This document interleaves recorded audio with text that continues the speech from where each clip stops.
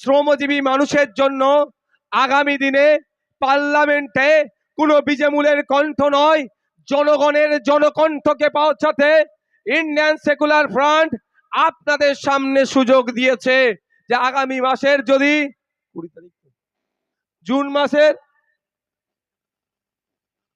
মে মাসের 20 তারিখে আপনারা আমাদের ইন্ডিয়ান সেকুলার ফ্রন্ট তথা খামচিহ্নের প্রার্থী অ্যাডভোকেট জামির সাহেবকে পার্লামেন্টে পাঠান। একইভাবে এই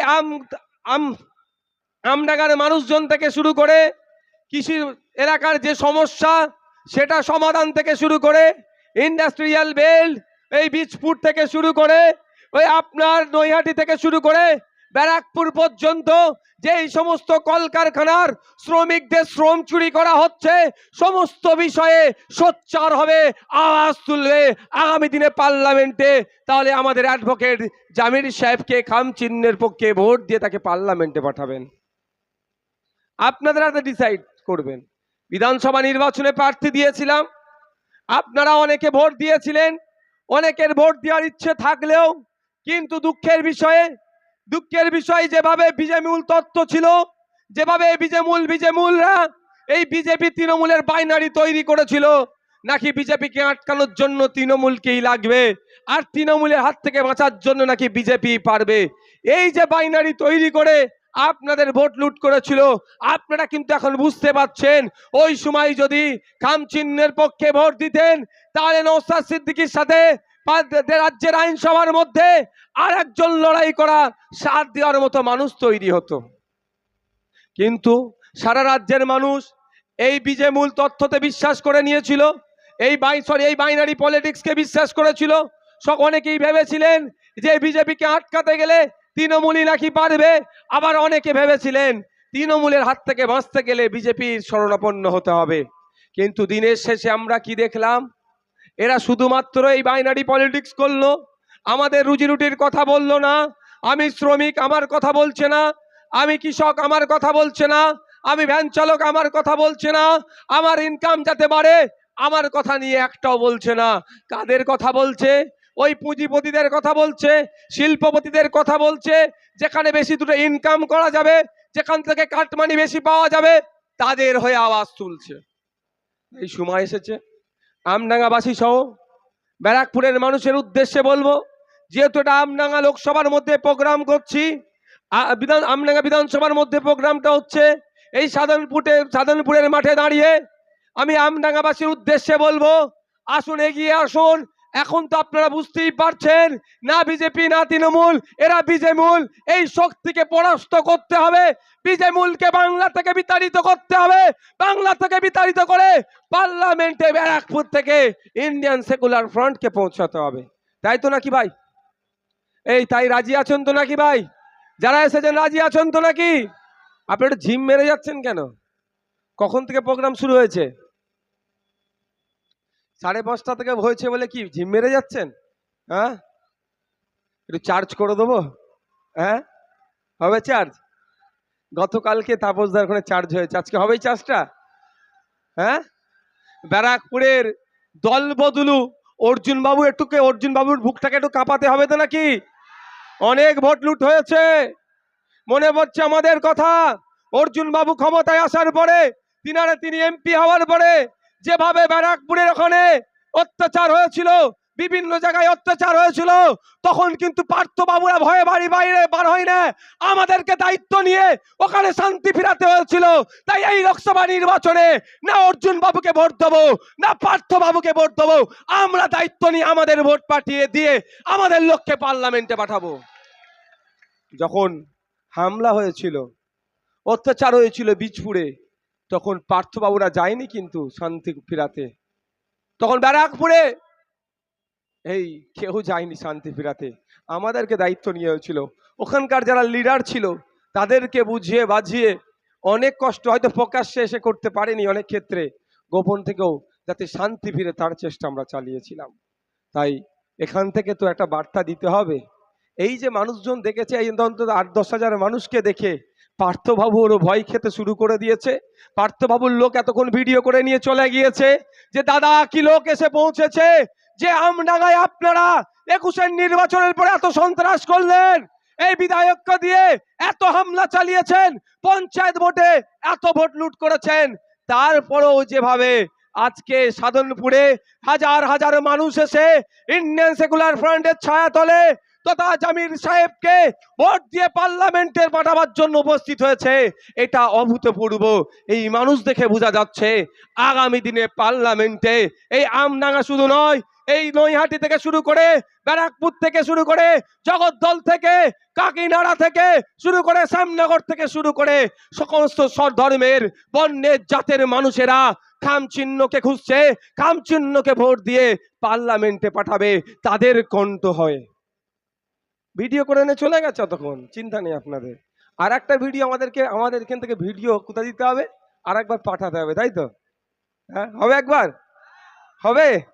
বুঝতে পারছেন কি কথা বলছি? এমনি লাইট কম দিয়েছে, ওই জন্য রাগ করছিলাম। এই তো হয়ে গেছে, সিগন্যাল দিয়ে দিয়েছে, আর একবার হোক তো। ফ্ল্যাশটা আস্তে আস্তে অন করুন তো, ফ্ল্যাশটা অন করুন তো, অনেক দূরে দূরে আছে, ফ্ল্যাশটা অন করুন তো। সবার হয়ে গেলে আওয়াজ দেবেন, তারপরে বলবো। হ্যাঁ, স্লোগানটা তারপরে হবে। এমন স্লোগান দেব, অর্জুন বাবুকে কাঁপিয়ে দেব, পার্থ দাকেও কাঁপিয়ে দেব। হ্যাঁ, স্লোগান হবে, শুরু হবে, স্লোগান শুরু হবে, স্লোগান শুরু হবে। ইনকলাব, ইনকলাব, ইনকলাব, ISF, ISF, Indian Secular Front, Indian Secular Front, Indian Secular Front. এই চোরেদের সরকার, এই ডাকাতদের সরকার, এই চাকরি চোরের সরকার, এই ফ্যাসিবাদী সরকার, এই বিভাজনের সরকার, এই বিভাজনের সরকার। আগামী মে মাসের 20 তারিখ আসছে দিন, মে মাসের 20 তারিখ আসছে দিন, মে মাসের 20 তারিখ আসছে দিন। ভাই একটা কথা মনে রাখবেন, বসুন এবার, এটা পৌঁছে যাবে, চিন্তা নেই। এবার যে যার জায়গায় বসে যান। অর্জুন, অর্জুন বাবু, হ্যাঁ, অর্জুন বাবু আর পার্থ বাবু,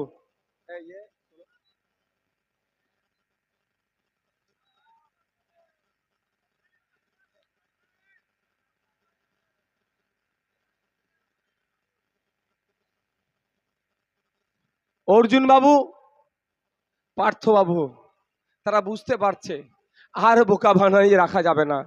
আমার কাছে একটা কাগজ আছে, আমার কাছে একটা কাগজ আছে, আপনাদের বলে রাখি, এই সমস্যার সমাধান করা দরকার। আমি বিগত দিনে আওয়াজ দিয়েছিলাম, আমার এখানকারের যে 20,000 অত্যাচারিত লাঞ্ছিত মা বাপ ভাইয়েরা বুঝতে পারেনি, আমাদের ডাকে সাড়া দেয়নি, তাই আমরা এই আওয়াজটা সেই অর্থে দেশের এই থাক থাক বসো বসো এখানে বসো, এই বসো বসো, রাজ্যের আইনসভায় পৌঁছাতে পারেনি। সময় এসেছে, যে সমস্যা হচ্ছে, ন্যাশনাল হাইওয়েটা এক্সটেন্ড হচ্ছে জানেন তো, চওড়া হচ্ছে জানেন তো। এই চওড়া 2013 সালে একটা আইন বেরিয়েছে, ন্যাশনাল হাইওয়ের এক্সটেন্ড করার জন্য, এক্সটেনশন হওয়ার জন্য, ক্ষতিপূরণের জন্য নতুন একটা অ্যামেন্ডমেন্ট হয়েছে, আইনকে সংশোধন করেছে। ক্ষতিপূরণটা অনেক বেশি দিচ্ছে, মফস্বল এলাকার ক্ষতিপূরণ এবং শহর এলাকার ক্ষতিপূরণ অনেক বেশি দিচ্ছে। কিন্তু এখানে আপনাদের এলাকায় বলছি, আপনাদের এলাকার যে নদিয়া জেলা শেষ হচ্ছে, তারপর থেকে দেখবেন যাদের জমি গিয়েছে বা অনেকে জমি নেবে বলেছে, তারা সেই অর্থে ক্ষতিপূরণ পাচ্ছে না। কিন্তু নদিয়া জেলা দেখুন, অলরেডি রাস্তা এক্সটেনশন হয়ে গিয়ে কত সুন্দর চওড়া হয়ে গিয়েছে। ওখানে কেউ আত্মীয় থাকলে জিজ্ঞাসা করবেন, যার 1 কাঠা জায়গা পড়েছিল তার কম করে 7-8 লাখ টাকা ক্ষতিপূরণ পেয়েছে, আর এখানে যারা 8-10 কাঠা জায়গা পড়েছে তাদেরকে ক্ষতিপূরণ 30-40 হাজার টাকা দিয়ে তাড়িয়ে দেওয়ার চেষ্টা হচ্ছে। বুঝতে পেরেছেন? কিন্তু national highway authority of India সবার জন্য তো ক্ষতিপূরণ সমান করেছে।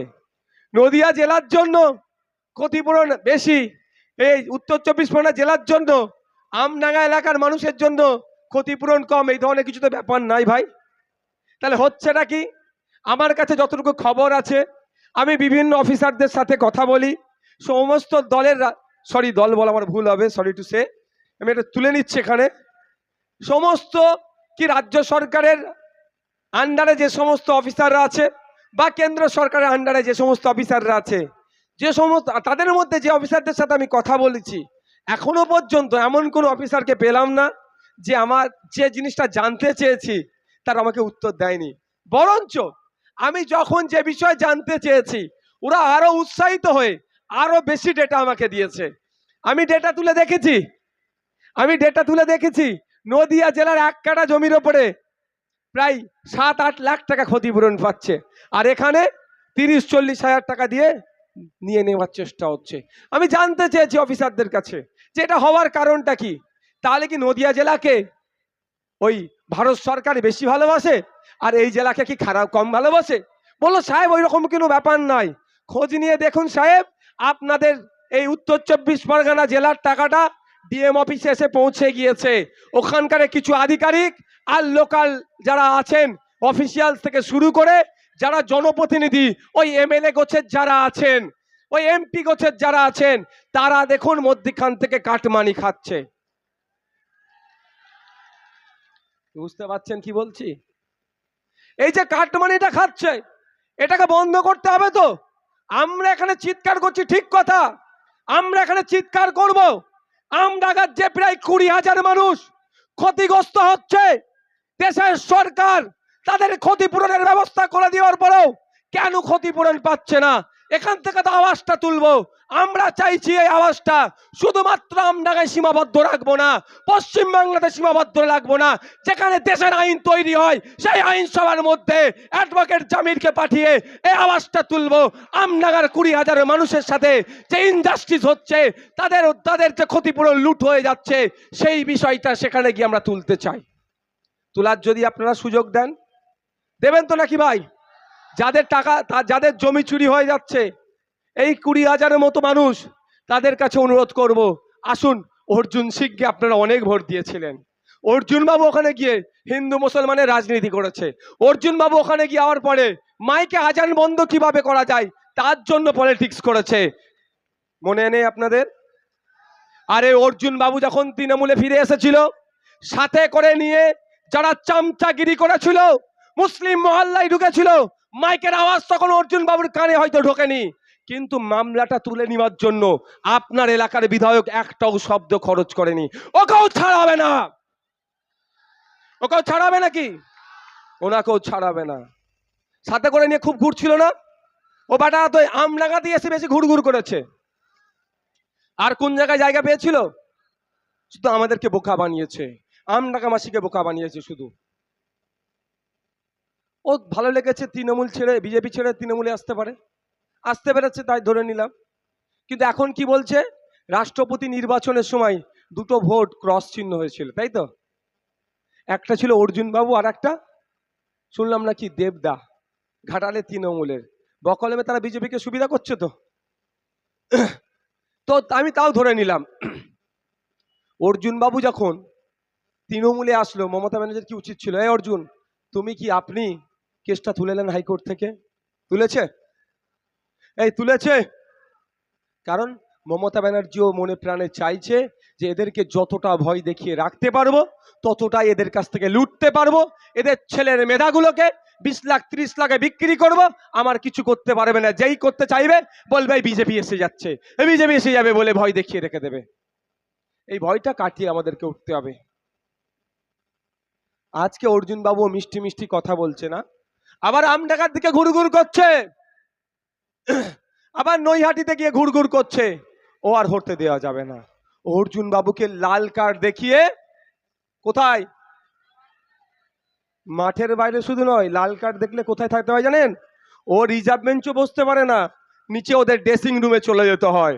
আমরা লাল কার্ড দেখিয়ে অর্জুন বাবুকে ও ড্রেসিং রুমে পাঠিয়ে দেবো, হবে তো নাকি? আর পার্থবাবু উনি তো মিস কলের এমএলএ, উনি এখন মিস কল দেওয়া আছে ওনাকে। কি মিস কলটা আপনাদের জানিয়ে রাখি, ন্যাশনাল হিউম্যান রাইটস কমিশন ওনাকে নটোরিয়াস ক্রিমিনাল বলেছে, তাই তো? ভোট পরবর্তী যে হিংসা হয়েছিল, মানুষের উপরে যে অত্যাচার হয়েছিল, মানুষকে যেভাবে মারধর করেছিল, এই আমডাঙ্গাতে, এই নৈহাটিতে, এই বীজপুরে, এই কাকিনাড়াতে, এই ব্যারাকপুরে যেভাবে সাধারণ মানুষের উপরে এই পার্থ বাবুদের দলের পক্ষ থেকে পার্থ বাবুরা দায়িত্ব নিয়ে, এই রফিক বাবুরা দায়িত্ব নিয়ে যে হামলা চালিয়েছিল, তারপরে কিন্তু কোর্টের মাধ্যমে ন্যাশনাল হিউম্যান রাইটস কমিশন তাকে নোটোরিয়াস ক্রিমিনাল বলেছে, যে কোনো মুহূর্তে ধরে কিন্তু জেলের মধ্যে রাখতে পারে। এ তো মিস কল দিয়ে রেখেছে একে। আগামী দিন আপনার ভোট নেবে, নেওয়ার পরে ভালো করে বুঝবেন, তৃণমূলের সাথে কিন্তু কংগ্রেসেরও জোট নেই, তৃণমূলের সাথে বিজেপিরও কিন্তু প্রকাশ্যে জোট নাই, দুটো দলের সাথে প্রকাশ্যে জোট নেই। এখন দুটো সরকারের মধ্যে কোনো একটা সরকার ক্ষমতায় আসার সম্ভাবনা প্রবল।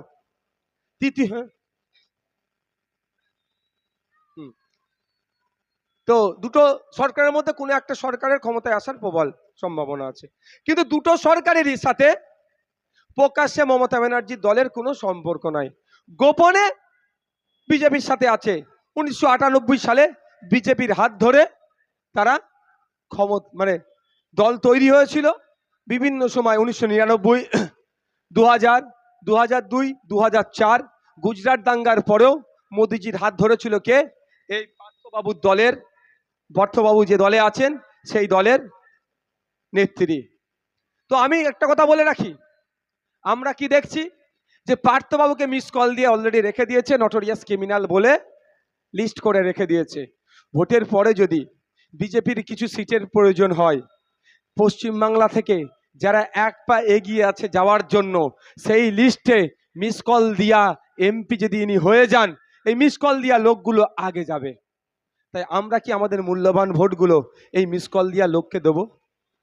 এই দেবো, কারণ আমার জেনে বুঝে আমাদের হাত কাটা হবে। যেভাবে অর্জুন সিংকে কোনোভাবেই দেব না, যে অর্জুন সিং মাঝে মধ্যেই বিভাজনের রাজনীতি করে হিন্দু মুসলমানকে লড়িয়ে দিয়ে গদিতে টিকে থাকতে চায়, সেই অর্জুন সিংকে মুসলমান হিন্দু নির্বিশেষে আমরা ভোটের মাধ্যমে তার আওকাতটাকে আমরা বুঝিয়ে দেব। উনি তো দল চেঞ্জ করবেন, দলে আসবেন, দল চেঞ্জ করবেন, দলে আসবেন। উনার হয়ে যারা এতদিন মারামারি হানাহানিতে জড়িয়ে পড়লো বা উনার জন্য যারা ক্ষতিগ্রস্ত হলো, তাদের অবস্থা কি হবে? তাই বলবো, ঐক্যবদ্ধ হন। কে হিন্দু, কে মুসলমান, কে জৈন, কে খ্রিস্টান, আমাদের দেখার দরকার নাই। আমাদের মূল্যবান ভোট অর্জুন সিং এর বিপক্ষে আমরা দেব এবং খামচিহ্নের পক্ষে দেব। আমরা এই আজকে শুনছিলাম ইডি কোর্টকে বলেছে শাহজাহান যে দুর্নীতি করেছে, বিভিন্ন জায়গায় যে টাকা বেকা থেকে লেনদেন থেকে শুরু করে অবৈধ যে তার লেনদেন ছিল, সেই লেনদেনের সাথে সাথে ওই দুটো এখনো বাইরে মন্ত্রী আছে, সেই মন্ত্রীরাও নাকি যুক্ত আছে। এই মন্ত্রীদের মধ্যে কে আছে আমি নতুন করে বলবো না, আপনারা একবার বলবেন, একটু জোরে বলুন, জোরে বলুন। বুঝতে পারছেন? তাহলে তাকে ভোটটা দিয়ে আগামী দিনে নাম যদি তার বেরিয়ে যায়, তাকে তো জেলের মধ্যে রাখবে। তাহলে ভোটটা দিয়ে আমার লাভ কি? ভোটটা নষ্ট করব কেন? আমি আমার মূল্যবান ভোট নষ্ট করব কেন? ওর পক্ষে দেব, ওদের পক্ষে দেব কেন? ভরসার প্রতীক, আশার প্রতীক, লড়াইয়ের প্রতীক, শ্রমজীবী মানুষের সাথে থাকার প্রতীক ইন্ডিয়ান সেকুলার ফ্রন্টের খাম চিহ্নতে দিয়ে আগামী মে মাসের 20 তারিখে সকাল সকাল খাম চিহ্নে ভোট দিয়ে পার্লামেন্টে পাঠাবো। আমডাঙ্গার কৃষকদের হয়ে আওয়াজ তুলবে, ব্যারাকপুরের শ্রমিকদের হয়ে কথা আওয়াজ তুলবে, শ্যামনগরের শ্রমিকদের হয়ে কথা বলবে, নৈহাটির জনসাধারণের হয়ে আওয়াজ তুলবে। বীজপুরে যে দাঙ্গা হয় সেটা বন্ধ করার জন্য সর্বোচ্চ লড়াই করবে। বীজপুরে দাঙ্গা কিন্তু মানুষ করতে চায়নি, কিছু রাজনৈতিক কারবারিরা তারা তাদের রাজনৈতিক ফায়দা লোটার জন্য সাধারণ মানুষের মধ্যে লড়াই লাগিয়ে দিতে চায়। সেটা বন্ধ করার জন্য বলিষ্ঠ কণ্ঠে জামির ভাই পার্লামেন্টে গিয়ে সে লড়াই করবে। রাজি আছেন তো নাকি ভাই? তার হাতকে শক্ত করতে হবে তো নাকি ভাই? তার হাতকে শক্ত করতে গেলে কি করতে হবে? এই দেখুন আইএসএফ দেখতে পাচ্ছেন, খাম চিহ্নে ভোট দিয়ে পার্লামেন্টে পাঠাতে হবে। আজকে সুপ্রিম কোর্টে একটা শুনানি চলছিল, আপনারা জানেন 26,000 যে চাকরি বাতিল হয়েছে, সেই মর্মে কলকাতা হাইকোর্টের দেবাংশু বসাক কি সাব্বার রাশিদি সাহেবের বেঞ্চ অর্ডার দিয়েছে চাকরি বাতিলের সাথে সাথে 12% সুদ সমেত 4 সপ্তাহের মধ্যে ফেরত দিতে হবে। এবং আরেকটা ভয়ঙ্কর, অবশ্যই ভয়ঙ্কর তৃণমূলের জন্য, ভয়ঙ্কর মমতা ব্যানার্জির জন্য, ভয়ঙ্কর এই রফিকুল সাহেবের জন্য, ভয়ঙ্কর পার্থবাবুদের জন্য একটা অর্ডার দিয়েছে কি, সিবিআই চাইলে এদেরকে, এই যাদের নাম বললাম, এদের কাদের মধ্যে ইচ্ছে হলে কাউকেও তদন্ত করার স্বার্থে ডাকতে পারে। ভয় পেয়ে গিয়েছে। কল্যাণবাবু বলছিলেন, কল্যাণবাবু অনেক, এই বাবু কে এটা, কে দেখো তো একটু, বসতে বলো, বসতে বলো, একটা চেয়ার দিয়ে বসিয়ে দাও, একটা চেয়ার দিয়ে বসিয়ে দাও, বসো বাবু বসো, কারণ এসে পায়ে হাত দিচ্ছে মানুষের। কল্যাণবাবু বলেছিলেন, খুব ডায়লগবাজি করছেন, আর একজন প্রাক্তন বিচারপতির বক্তব্য শুনলাম যে ওই কল্যাণবাবু কোন কলেজ থেকে ল পাস করেছে সার্টিফিকেটটা একটু দেখাতো। আমার কিন্তু বিশাল সন্দেহ হচ্ছে ও টুকে পাস সেই মাল নয় তো, ইস্ট জর্জিয়া ইউনিভার্সিটির ডক্টরেট পাওয়ার মতো ওই ধরনের সার্টিফিকেট নয় তো। যাক, সে বিতর্কে যাচ্ছি না। কল্যাণবাবু বলেছিলেন সুপ্রিম কোর্টে গেলে 5 মিনিটে স্টে হয়ে যাবে, একটু খোঁজ নিয়ে দেখুন তো, আজকে তো মুভ হয়েছে, স্টে দিয়েছে কি দেয়নি এই 26,000-এর বাতিলটা। উল্টে ধমক দিয়েছে, যেভাবে দুর্নীতি করেছে উল্টে ধমক দিয়েছে।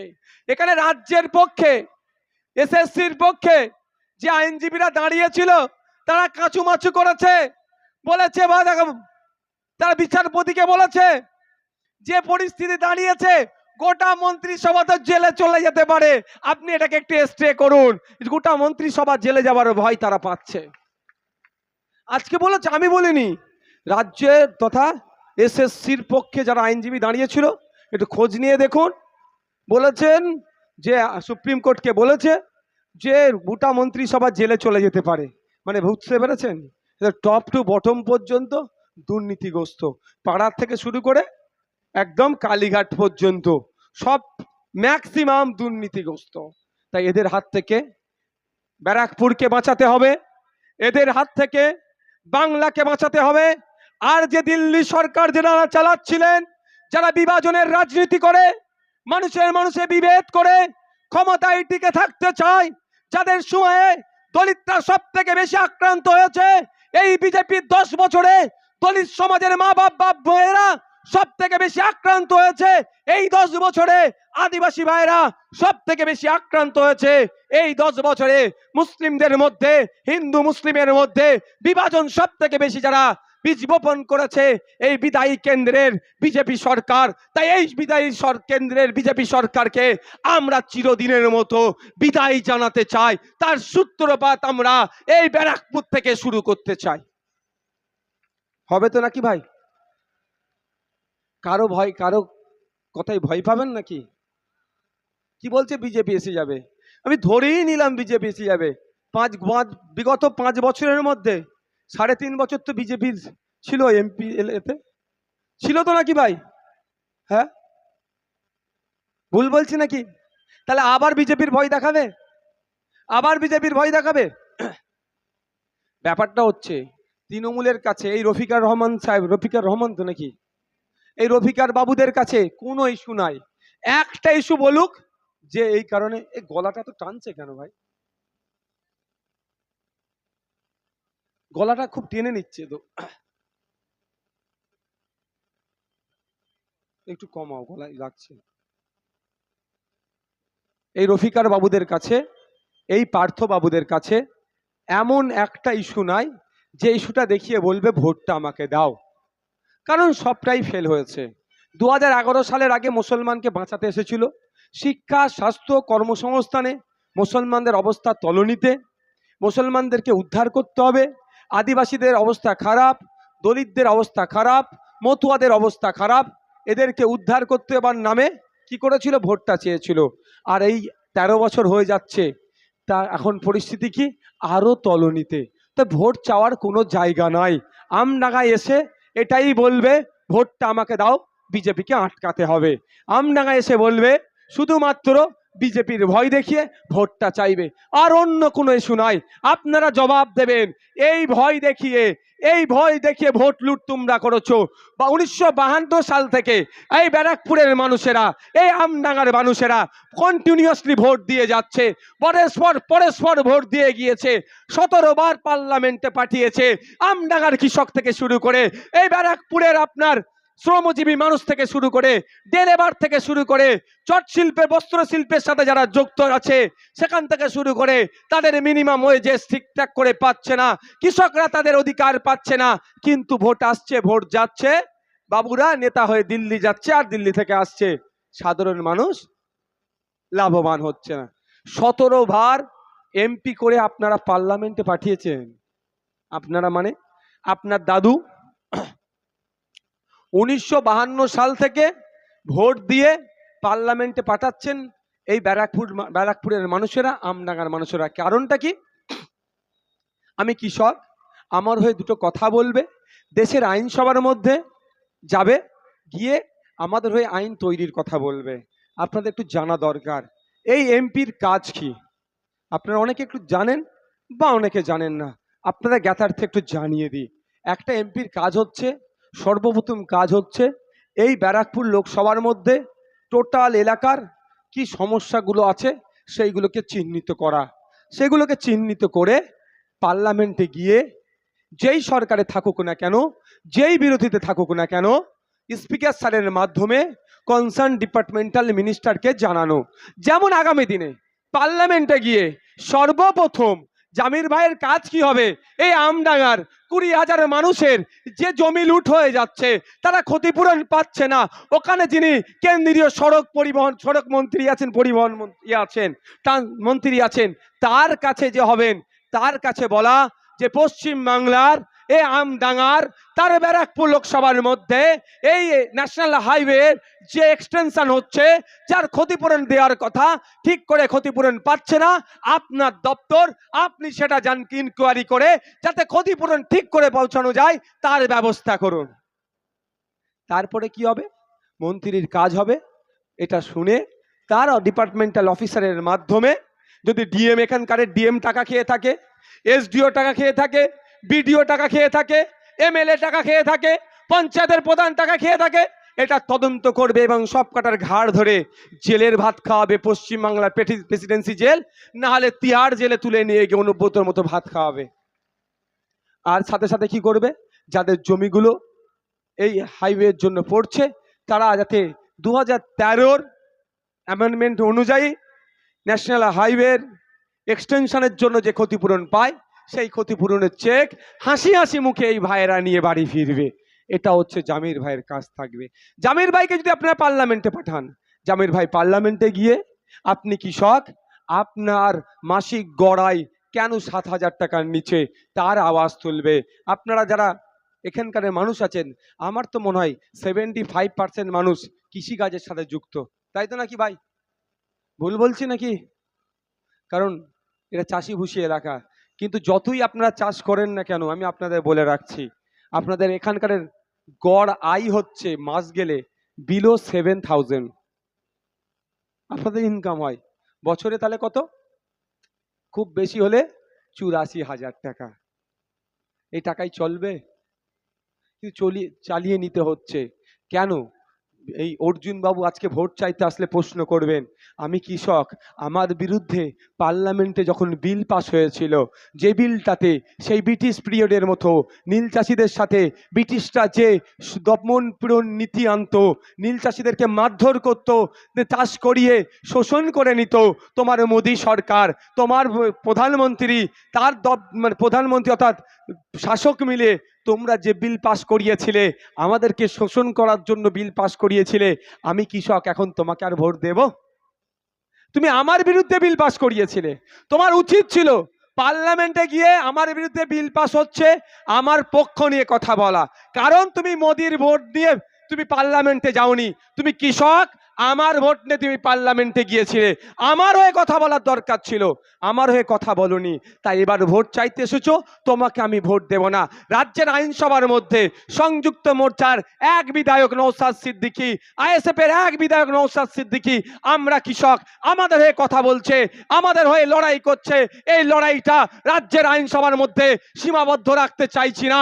আমরা কৃষক, এই লড়াইটা রাজ্যের আইনসভার মধ্যে যেমন হচ্ছে দেশের আইনসভার মধ্যেও ঢুকাতে হবে।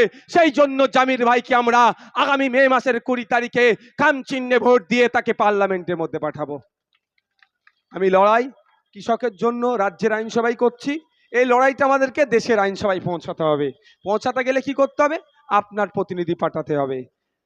হয়তো এরপরে এখানেই হয়তো মমতা ব্যানার্জি আসতে পারে, অভিষেক ব্যানার্জি আসতে পারে, মিষ্টি মিষ্টি কথা বলতে পারে, পার্থবাবু আসবে। আপনারা যদি পারেন শালীনতা বজায় রেখে যদি জব দিতে পারেন ভালো, না হলে আপনাদেরকে একটু জানিয়ে রাখি, যখন 3টে বিল নিয়ে এসেছিল কেন্দ্র সরকার, কৃষকদের স্বার্থে আঘাত লাগছিল, কৃষকদেরকে শোষণ করার চিন্তা ভাবনা করছিল, কৃষকদেরকে আবার কর্পোরেটদের হাতে, পুঁজিপতিদের হাতে তুলে দেওয়ার চেষ্টা করছিল, তখন সারা দেশের কৃষকরা এই বিলের বিরোধিতা করেছিল। পশ্চিম বাংলার কৃষকরাও এই বিলের বিরোধিতা করেছিল, বিভিন্ন রাজনৈতিক দলের পক্ষ থেকে এই বিলের বিরোধিতা করেছিল, ইন্ডিয়ান সেকুলার ফ্রন্ট এই বিলের বিরোধিতা করেছিল। কৃষকদের ডাকা ভারত বন্ধকে সারা দেশে যেমন সংহতি জানিয়েছিল, সমর্থন জানিয়েছিল বিভিন্ন রাজনৈতিক দলেরা, আমরাও কৃষকদের ডাকা ভারত বন্ধকে সংহতি জানিয়ে কৃষকদের স্বার্থে ভারত বন্ধকে সফল করতে, ভারত সরকারকে চাপে ফেলতে, যাতে এই বিলগুলো প্রত্যাহার করে নেয়, আমরাও রাস্তায় নেমেছিলাম।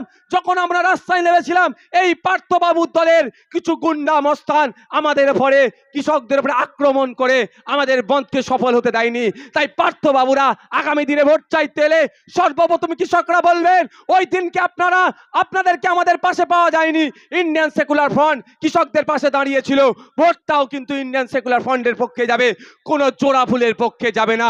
অপরন্ত জোড়া ফুল আমাদের উপরে আক্রমণ চালিয়েছিল। কৃষক ভাইরা হবে তো নাকি?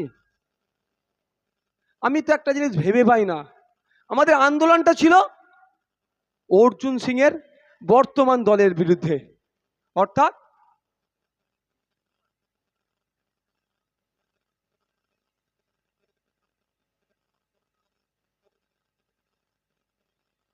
আচ্ছা আচ্ছা, একটা ভয়ঙ্কর তথ্য এলো। তথ্য সত্যতা কি জানি না, কিন্তু আমি বলছি আপনাদের, পরে বলছি। তো কি বলছিলাম ভুলে গেছি, কি বললাম? আমরা লড়াই আন্দোলন করছিলাম বিজেপির বিরুদ্ধে, বিজেপির বিলের বিরুদ্ধে লড়াই করছিলাম।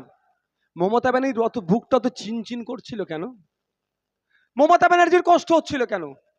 আমরা লড়াই করছিলাম অমিত শাহের বিরুদ্ধে, আমরা লড়াই করছিলাম মোদির বিরুদ্ধে, আমরা লড়াই করছিলাম শুভেন্দু অধিকারীর বিরুদ্ধে, আমরা লড়াই করছিলাম দিলীপ ঘোষের বিরুদ্ধে, আমরা লড়াই করছিলাম সুকান্ত মজুমদারদের বিরুদ্ধে। অভিষেক ব্যানার্জি, মমতা ব্যানার্জিদের এত কষ্ট হচ্ছিল কেন? আমরা তো ভারত বন্ধের ডাকে সমর্থন জানিয়েছিলাম বিজেপি সরকারের বিরুদ্ধে, কিন্তু মমতা ব্যানার্জির বুক চিনচিন করছিল কেন? হয়তো এই বার্তাটা দাদা ওপর থেকে দিয়েছিল, যদি পশ্চিম বাংলায় বন্ধ সফল হয় তাহলে তোমার ভাইপো গ্যারেজ হয়ে যাবে, এটা হতে পারে। সেই জন্য ওই রফিকার রহমান সাহেবেরা, পার্থবাবুরা তাদের গুন্ডা মস্তানকে লাগিয়ে আমাদেরকে বন্ধ সফল হতে দেয়নি। তাই আমরা কৃষকরা আমাদের বন্ধকে যিনারা সফল হতে দেয়নি, তারা কি একটাও ভোট পাবে ভাই? এই পাবে? এখানে একটা তথ্য এলো, একটা গোপন চিঠি আমাদের এলাকার যিনি বিধায়ক, তিনি নাকি অভিষেক বাবু মমতা ব্যানার্জির কাছে চিঠি লিখে পাঠিয়েছিলেন, অর্জুন বাবুর সুপারিশ পাঠিয়েছিলেন, যদি অর্জুন বাবুকে ব্যারাকপুর থেকে কন্টেস্ট করতে দেওয়া হয় তৃণমূলের পক্ষে, নাকি এখান থেকে 60,000-এর ওপর কাছে আশেপাশে লিড পাবে। বুঝতে পেরেছেন? তাহলে বিজেপির কত বড় এজেন্ট আপনার ঘরে বসে আছে। খারাপ লাগছে নাকি? এ তো বড় এজেন্ট বিজেপির। আমি তো একটা কথা বলি, 2019 সালের আগে বিজেপিকে আটকাতে হবে বলে রাজ্যে বিজেপিকে নিয়ে আসলো, 2021-এ বিজেপিকে আটকাতে হবে বলে আপনার পাড়াতে বিজেপিকে নিয়ে আসলো। 2024-এ যদি এখন ওই তৃণমূলের খাওয়া গ্যাস আমরা খেয়ে নিই, তাহলে কিন্তু আগামী দিনে আপনার বেডরুমে এই বিজেপিকে হাজির করে দেবে। আমি বলতাম, এই কাগজ কিন্তু তার প্রমাণ দিয়ে দিচ্ছে। আপনার ঘরে তো বিজেপি ঢুকে বসে আছে। বকলমে বিজেপির এজেন্ট যে আজান বন্ধর জন্য মামলা করেছিল, তার হয়ে সুপারিশ গাইছে, তাকে নাকি 60,000 ভোটে লিড করাবে। ভোট চুরি করে লিড করালে আলাদা জিনিস, মানুষ যদি শান্তিপূর্ণভাবে ভোট দেয়। ও অর্জুন বাবু কেন, পার্থ বাবু এখান থেকে 60,000 মাইনাস খাবে কি ভাই? হবে তো নাকি? হ্যাঁ, 21-এ নির্বাচনে গণনায় কি হচ্ছে আমরা জানি। আমরা রাজনীতিতে তখন একটু কাঁচা ছিলাম, এখনো খুব পাকা বলছি না। কিভাবে চুরি করেছে আমরা জানি, জবাব আমরা সময়ের সাথে সাথে দেব। আমরা ভুলে যাচ্ছি না গণনা কেন্দ্রে আমাদের সাথে কি হয়েছে, তারপরে কি হয়েছে। আর একটা, তাহলে আপনারা প্রস্তুত থাকুন যে 60,000-এর নাম নিয়েছে, শুনলাম যেটা, যে 60,000-এর নাম নিয়েছে। আমরা 60,000-এ অর্জুন বাবুকে মাইনাস দেব, 60,000 পার্থ বাবুকে মাইনাস দিয়ে বলবো আমডাঙ্গা তথা ব্যারাকপুরে ও কোনো বিজেমূল কাজ দেবে না, কাজ হবে না। তাই তো নাকি ভাই? এখানে প্রায় হাজার হাজার মানুষ এসেছেন। আর একটা কথা, বারাসাতেও কিন্তু আমাদের প্রার্থী আছে। আপনাদের আত্মীয় তো অনেক বারাসাতে থাকে ভাই, থাকে তো? জামির ভাই দিকে আসো। ডান দিকে আছে আমার বারাসাতের তাপস ব্যানার্জি, আর বাঁ দিকে আছে আমাদের ব্যারাকপুরের অ্যাডভোকেট জামির সাহেব। দুটোকে পার্লামেন্টে আমরা এখানে পাঠাবো, আরো যেগুলো আছে পার্লামেন্টে পাঠাবো। আমাদের জনগণের কণ্ঠ হয়ে পার্লামেন্টের লড়াই দিয়ে আসবে। তো জুন মাসের 1 তারিখে তাপসদার ভোট আছে বারাসাতে। আপনাদের যারা যে আত্মীয় আছে, এখন থেকেই কনভিন্স করান, কোনো স্বপন বাবুকে ভোট হবে না, কোনো কাকলিদিকে ভোট হবে না। ভোটটা কাকে দেওয়া হবে? তাপস বাবুকে খাম চিহ্নে দেওয়া হবে। আর মে মাসের, আগামী মাসের 20 তারিখে আপনাদের এলাকার আত্মীয় স্বজন, আপনাদের এলাকায় যারা ছড়িয়ে ছিটিয়ে আছে, তাদেরকে একটাই কথা, কোনো দল বদলু অর্জুন সিংকে ভোট নয়, আর কোনো মিস কল দিয়া মানুষকে পার্থ বাবুকেও ভোট নয়। ভোটটা স্বচ্ছতার সাথে যারা লড়াই করতে যেতে পারে, যে পিছপা হবে না, মানুষের জন্য কথা বলবে, পেছনে কোনো টিউনিম থাকবে না, পার্লামেন্টে গিয়ে মানুষের হয়ে কথা বলবে, দলিতের হয়ে কথা বলবে, আদিবাসীর হয়ে কথা বলবে, মুসলিমের হয়ে কথা বলবে, বঞ্চিত মানুষের হয়ে কথা বলবে। আমাদের অ্যাডভোকেট জামির সাহেবকে আমরা পার্লামেন্টে পাঠাবো। একটা গুরুত্বপূর্ণ বিষয় বললাম। আর একটা কথা, জামির ভাইয়ের হয়ে আগামীকাল আমরা নমিনেশনে যাব। আমাদের আগামীকাল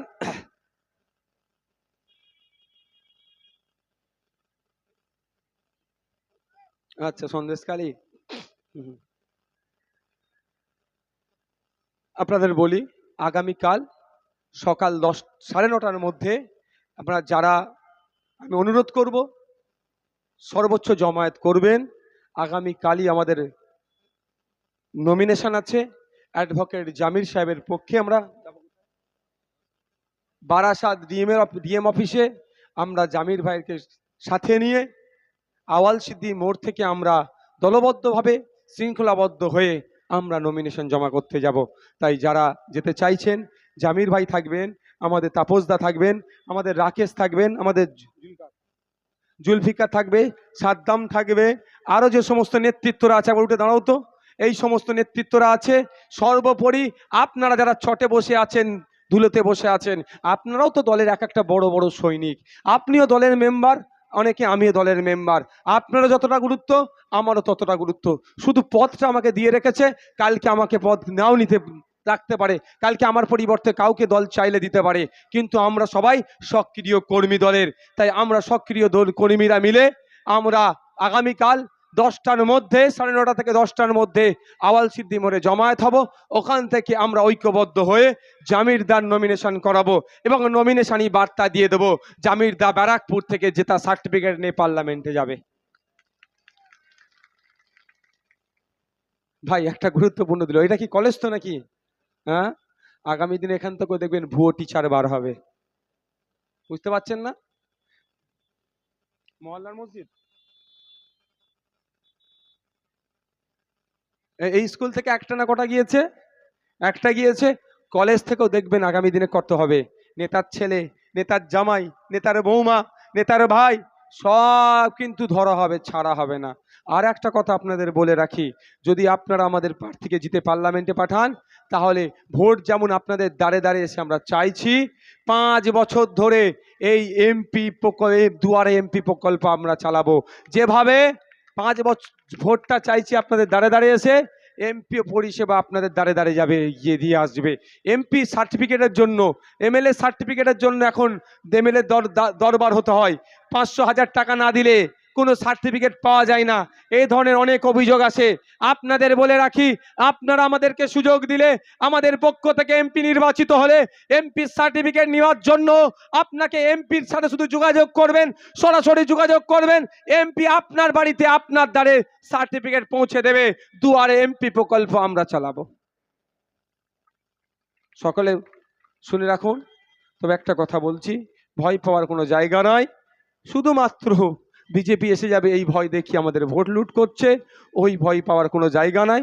আর আজকের পর থেকে যদি আপনাদেরকে আমি কি ভয় দেখাই, চমকাই, শুধু এইটুকু বলে রাখবেন, এই সন্দেশখালীর শাহজাহান শেখের অবস্থা দেখো। সন্দেশখালীর শাহজাহান শেখ কি মুকুটবিহীন সম্রাট ছিল। এই আমার মায়ের উপর এখন অত্যাচার করেছে, এ বলছিল ছাড়া হবে না, ছাড়বো না একটাকেও। পেনের খোঁচাতে ভাঙড়ের মুকুটবিহীন সম্রাট এককালের ছিল আরাবুল ইসলাম। এখন বলছে গোষ্ঠীদ্বন্দ্ব, এখন অনেক কিছু বলছে, বলুক। সর্বকিছু প্রথমে কিন্তু পেনের খোঁচাটা নওশাদ সিদ্দিকীদের ছিল, আইএসএফ এর ছিল। প্রথম জেলের ভাতটা কিন্তু আইএসএফ তাকে এইবারের মতো খাইয়েছে। তো আপনাদের এলাকার যে সমস্ত পঞ্চায়েতের প্রধান, কয়েকদিন আগে তো একটা পঞ্চায়েতের প্রধানকে এর দলের লোকেরাই খুন করলো। সত্যি কষ্ট লেগেছিল, বিশ্বাস করুন। কারো তো পিতা, কারো তো সন্তান, কারো তো স্বামী, খুব কষ্ট লেগেছিল। তো ওই হিংসা আমরা আর হতে দেব না। সাথে সাথে এটাও বলছি, যেমন আমরা হিংসা হতে দেব না, কিন্তু আমাদের কাছে সব নোট ডাউন হচ্ছে। পঞ্চায়েতের উন্নয়নের জন্য 1 বছরে কম করে 5 কোটি আসে, 5 বছরে 5 কোটি আসে, কোনো পঞ্চায়েতে 10 কোটি পর্যন্ত আসে। এই টাকাগুলো যারা লুট করছে, লুট করে হাইওয়ের ধারে জমি কিনছে, লরি কিনছে, বারাসাতে ফ্ল্যাট কিনছে, সব কিন্তু আমাদের নোট হচ্ছে।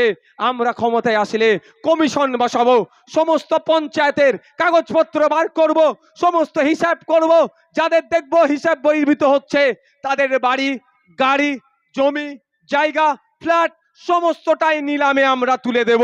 নিলামে তুলে দিয়ে যে টাকাটা আসবে, সেই টাকাটা কোষাগারে দিয়ে, জনগণের টাকা কোষাগারে ফিরিয়ে আবার জনগণের কাজে আমরা ব্যবহার করব। তাদেরকে বলেন প্রস্তুত থাকতে, তাদেরকে বলবেন ছাড়া 1 ইঞ্চি ছাড়া যাবে না। হ্যাঁ, আমরা মারের বদলা মারের রাজনীতি করি না, খুনের বদলা। কার নিউ টাউনে বাগান বাড়ি আছে, কে দীঘায় হোটেল কিনে রেখেছে, কিছু কিছু কিন্তু তথ্য আমাদের কাছে এসেছে। ও বেনামে কিনে রাখলেও কি হবে, যেখান থেকে রেজিস্ট্রেশন হচ্ছে তারা তো আমাদের ভালোবাসার মানুষ ভাই। যে বিক্রি করছে আর যে কিনছে, সাক্ষীর সইটা যে দিচ্ছে, মনে রাখবে সেই কিন্তু আমাদের ভালোবাসার মানুষ। এদের অত্যাচারের কারণে আসতে পারছে না, সেই ভোটও কিন্তু আমাদের আসবে। তাই আপনাদের বলি, ভয় পাওয়ার কোনো জায়গা নাই, লড়ে নিতে হবে আপনার অধিকার। ব্রিটিশদের পিরিয়ডে যেভাবে অত্যাচার করতো, আমাদের স্বাধীনতা সংগ্রামীরা যদি ভাবতো যে আমরা এদের সাথে পেরে উঠতে পারবো না, হ্যাঁ এদের সাথে পেরে উঠতে পারবো না, তাহলে কিন্তু আমরা আজ স্বাধীন হতে পারতাম না।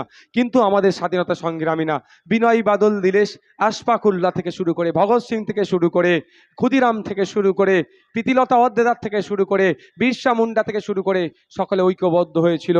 তাদের লক্ষ্য একটাই ছিল, ব্রিটিশ মুক্ত ভারত করব, তাতে জীবন দিতে হয় দেব। তারা জীবন উৎসর্গ করেছিল বলে ব্রিটিশ মুক্ত ভারত পেয়েছি। আমাদের লড়াইটা থাকবে গণতান্ত্রিক প্রক্রিয়াতে, দুর্নীতি মুক্ত বাংলা করব, দুর্নীতি মুক্ত বিভাজন মুক্ত দেশ গড়ব। এই দেশ গড়তে গিয়ে যদি জেল খাটতে হয় নওশাদ সিদ্দিকীকে, একবার কেন 100 বার জেল কাটতে নওশাদ সিদ্দিক প্রস্তুত আছে। সকলে ভালো থাকবেন, সুস্থ থাকবেন। আস্তে আস্তে এখান থেকে বিদায় নিন। শেষ কথা ভাই, আজকে এই যে কোন পঞ্চায়েতের প্রধান মারা গিয়েছিল ভাই, আমডাঙ্গা পঞ্চায়েতের প্রধান মারা গেল, তখন তো অনেক হই হই হচ্ছিল। দেখুন এত বছর, এতদিন পার হয়ে গেল, এতদিন পার হয়ে গেল, এখন এতদিন পার হয়ে গেল, কিন্তু দুঃখের বিষয় তার পরিবার কেমন আছে কেউ আমরা খোঁজ নিতে যাইনি। না অভিষেক বাবু খোঁজ নিতে এসেছেন, না মমতা ব্যানার্জি এসেছেন, কেউ খোঁজ নিতে যায়নি।